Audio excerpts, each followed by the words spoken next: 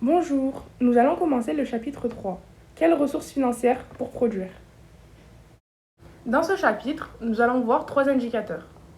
Le FR, fonds de roulement, le BFR, besoin en fonds de roulement, et la trésorerie nette.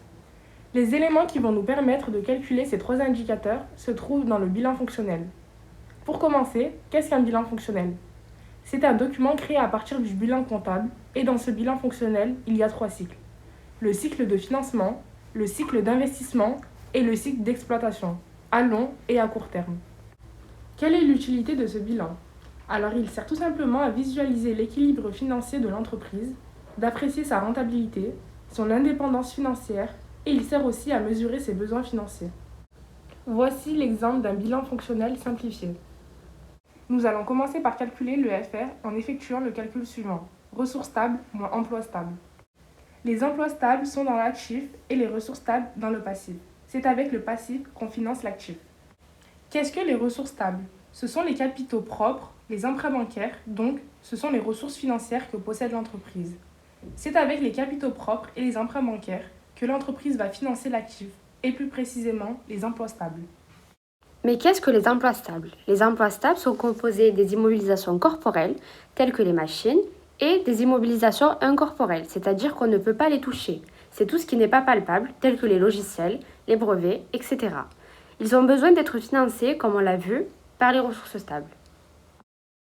Nous allons à présent calculer le FR, le fonds de roulement. Pour calculer le FR, on effectue la différence entre les ressources stables et les emplois stables.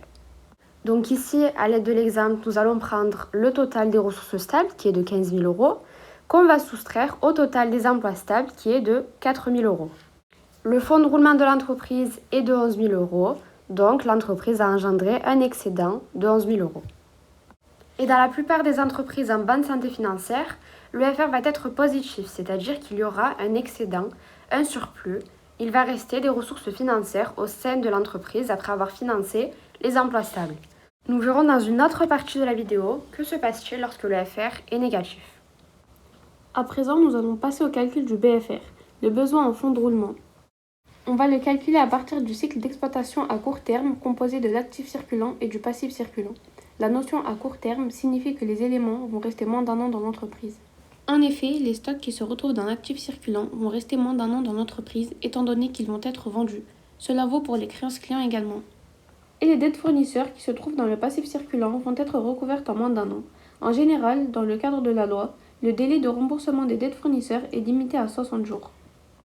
Le BFR va nous permettre de savoir si l'entreprise a besoin de ressources financières pour financer son activité. Pour le calcul, on va effectuer la différence suivante. Actif circulant moins passif circulant.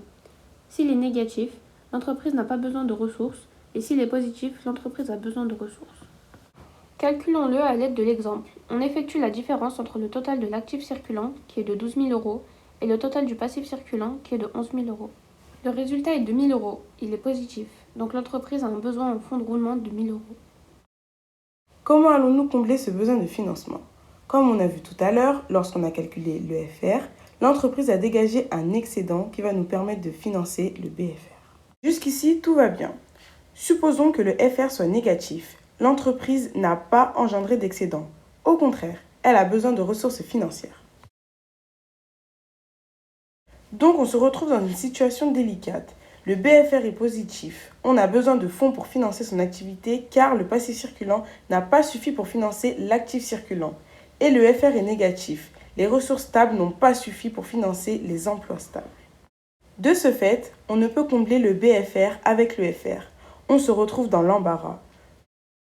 Donc la trésorerie nette qu'on calcule par la différence entre le FR et le BFR est négative. 2 solutions s'offrent à nous afin de régler ce problème.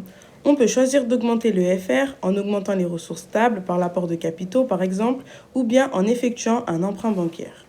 Ou alors, on peut diminuer le BFR en augmentant le délai de remboursement des dettes fournisseurs ou en réduisant le délai des créances clients. Nous arrivons à la fin de cette vidéo. Nous tenons à préciser que cette vidéo est une aide complémentaire aux leçons que vous avez vues en classe. Merci bien, au revoir.